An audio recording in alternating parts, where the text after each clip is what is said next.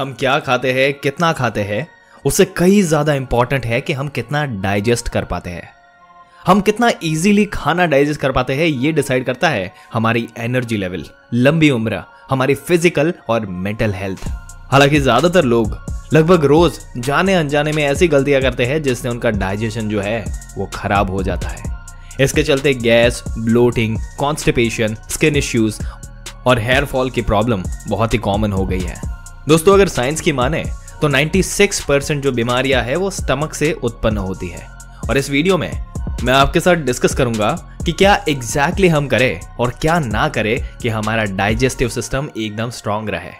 Digestion का सही होना अच्छे स्वास्थ्य का आधार है और खराब डाइजेशन की शुरुआत होती है लाइफस्टाइल की गड़बड़ियों से। दोस्तों, इस वीडियो में मैं आपके साथ शेयर करने वाला हूं कॉमन वर्स्ट हैबिट्स जिससे डाइजेशन खराब होता है और साथ ही साथ बेस्ट हैबिट्स जिससे आपका डाइजेस्टिव सिस्टम फिर से सही हो जाएगा। तो स्टार्ट करते हैं। सबसे खराब जो हैबिट्स है, वर्स्ट हैबिट्स है, नंबर 1 पर है रॉन्ग फूड और कॉम्बिनेशंस।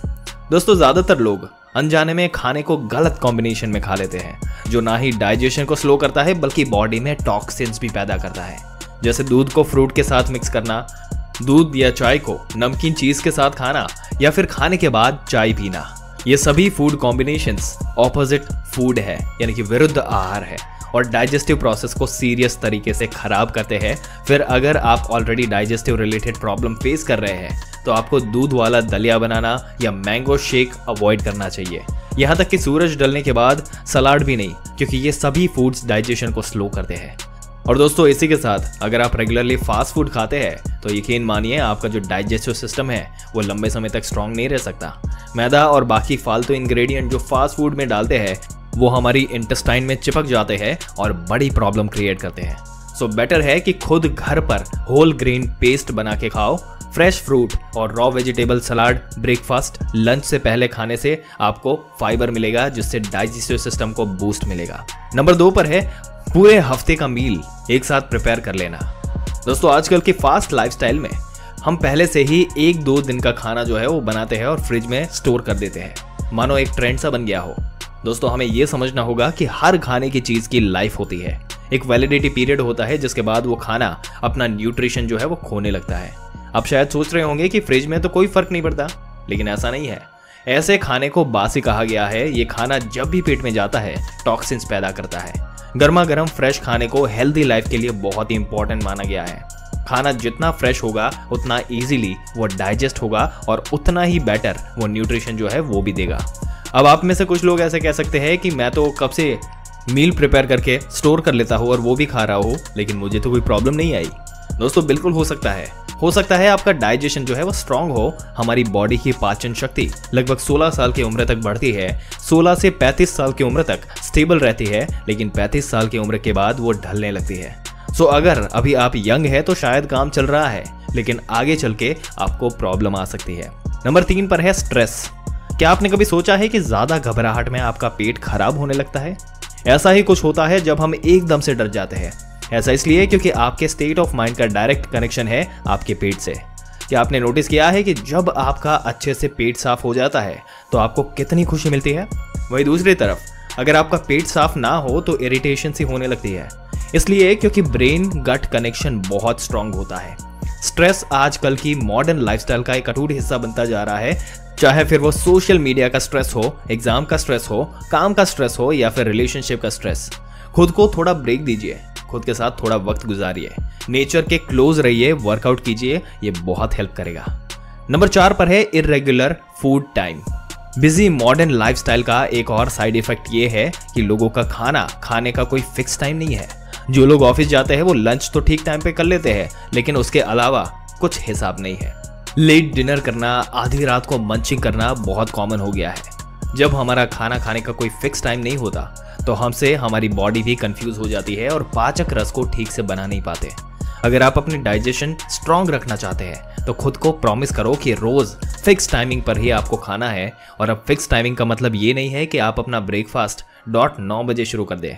हो सकता है कभी कुछ दिन स्केड्यूल में थोड़ा गड़बड़ी हो जाए, लेकिन इतना चलता है। बट मेक श्योर ये करना है कि इंपॉर्टेंट है कि हम कैसे खाना खाते हैं। कभी आपने देखा है कि एक बाइट को कितनी बार आप चबाते हैं? दोस्तों ज्यादातर लोग 5 से 6 बार ही चबाते हैं, जबकि आइडियल नंबर है 32।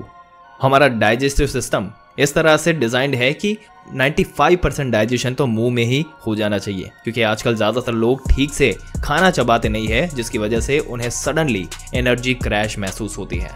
दोस्तों ये तो हो गई वर्स्ट हैबिट। अब बात करते हैं बेस्ट हैबिट्स की, कि क्या करना चाहिए जिससे आपका डाइजेशन जो हो वो स्ट्रांग हो जाए। तो नंबर 1 पर है अनाज को बदल बदल के खाएं। अगर आप चाहते हैं कि आपका डाइजेस्टिव सिस्टम चलता रहे जबरदस्त तरीके से लंबे समय तक, तो पहला रूल यही है कि अनाज को बदल बदल कर खाना है। ये नहीं कि हर मील में रोटी ही ठूस रहे हैं या फिर हमेशा राइस ही खा रहे हैं। थोड़ी वैरायटी होनी चाहिए और कितने ऑप्शंस अवेलेबल है। आप कभी कभी बेसन का चिल्ला खाएं, आप मूंग दाल का डोसा खा सकते हैं, या फिर ओट्स या फिर रोटी। इससे ना सिर्फ आपको वैरायटी में न्यूट्रिएंट मिलेंगे, बल्कि सॉल्युबल इनसॉल्युबल फाइबर के साथ प्रोबायोटिक इंग्रेडिएंट्स भी मिलेंगे, जिससे डाइजेशन जो है आपकी वो बहुत स्मूथली चलेगी। नंबर 2 पर है प्रोबायोटिक रिच फूड खाना।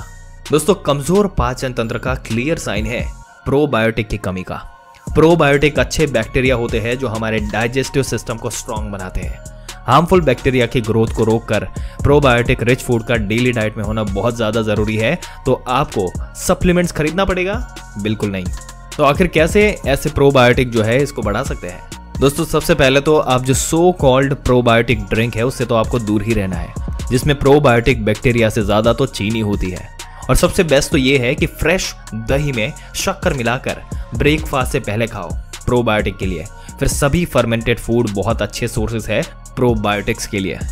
नंबर 3 पर है घी। अगर आपकी डाइट में गाय का देसी घी नहीं है तो आपको एसिडिटी, ब्लोटिंग, गैस और कॉन्स्टिपेशन की प्रॉब्लम कभी ना कभी जरूर आ सकती है। और इसी बात के साथ आपको 2 से 4 चम्मच देसी गाय का घी जरूर अपनी डाइट में रखना चाहिए। आप रोटी पर लगा सकते हैं, सब्जी में डाल सकते हैं, चावल में भी डाल सकते हैं। नंबर 4 पर है क्वालिटी स्लीप। दोस्तों क्या आपने कभी नोटिस किया है कि जब आप गहरी नींद से उठते हैं तो आपको ऑलरेडी पेट साफ करने का प्रेशर पड़ा होता है। रात की गहरी नींद शायद सबसे अंडररेटेड वे है अपनी डाइजेस्टिव सिस्टम को स्ट्रांग रखने के लिए। आजकल मैक्सिमम लोग अपनी नींद के साथ कॉम्प्रोमाइज कर रहे हैं। आपको समझना चाहिए कि जब हम सोते हैं हमारा डाइजेस्टिव सिस्टम पूरी तीव्रता से काम करता है। अगर आप ऑलरेडी डाइजेशन से परेशान हैं तो रोज रात को 6 से 8 घंटे की नींद से आपके डाइजेस्टिव सिस्टम को एक मौका मिलेगा हील होने का। और हाँ, लेफ्ट साइड पर सोना बहुत फायदेमंद हो सकता है। इस पोस्चर में सोने से आपका एसिड रिफ्लेक्स जो रहता है वो नहीं होता और डाइजेशन सही रहता है। दोस्तों आपके क्या विचार है इस मुद्दे के बारे में, और जो डाइजेशन से रिलेटेड हमने आपको जो पॉइंट्स बताए उसके बारे में अपने विचार हमें कमेंट करके जरूर से बताइएगा। अगर ये वीडियो और इसमें दी गई जानकारी आपको अच्छी लगी हो तो हमारी चैनल को सब्सक्राइब करके बेल आइकन जरूर से दबा दें। मिलते हैं एक और दिलचस्प वीडियो में एक और दिलचस्प जानकारी के साथ। तब तक के लिए इस वीडियो में अंत तक बने रहने के लिए आपका दिल से धन्यवाद।